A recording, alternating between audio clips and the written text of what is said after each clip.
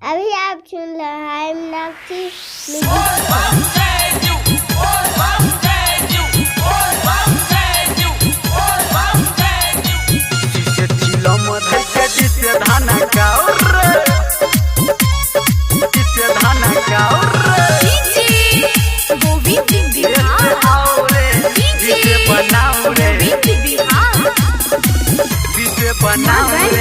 Recording studio.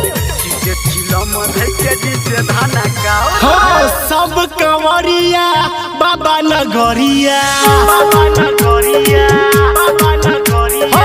सब कंवरिया बाबा नगरिया, जय रे मीता बंध पगरिया, कह डीजे बजाओ रे।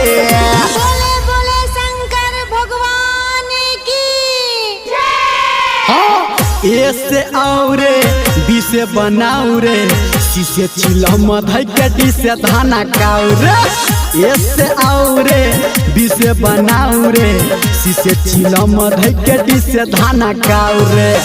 ऐसे आओ रे बीसे बनाऊ रे, शीशे चिलम धैके से धाना काऊ रे।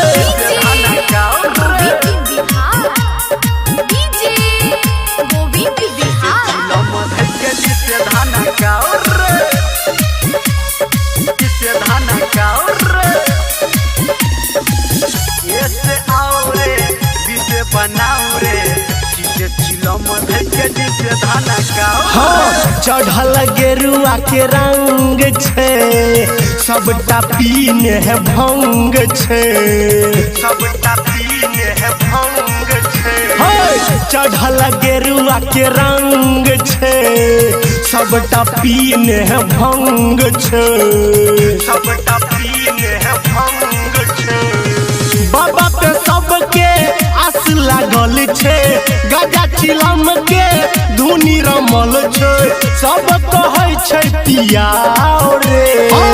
ऐसे आओ रे बीसे बनाओ रे, शीशे चिलम धैके से धाना काऊ रे। ऐसे आओ रे बीसे बनाओ रे, शीशे चिलम धैके से धाना काऊ रे। ऐसे आओ रे बीसे बनाओ रे, शीशे चिलम धैके से धाना काऊ रे।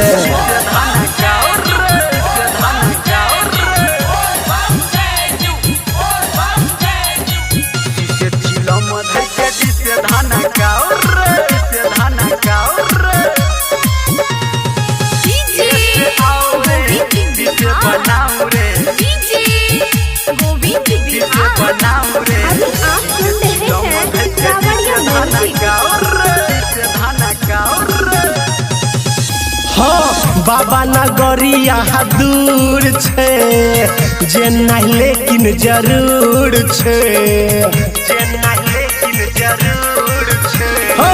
बाबा नगरिया दूर छे, जे नहीं लेकिन जरूर छे, जे नहीं लेकिन जरूर छे। हाँ, धर्मेंद्र निर्मलिया के निकू निराला निर्मलिया के कह सब नचाओ रे।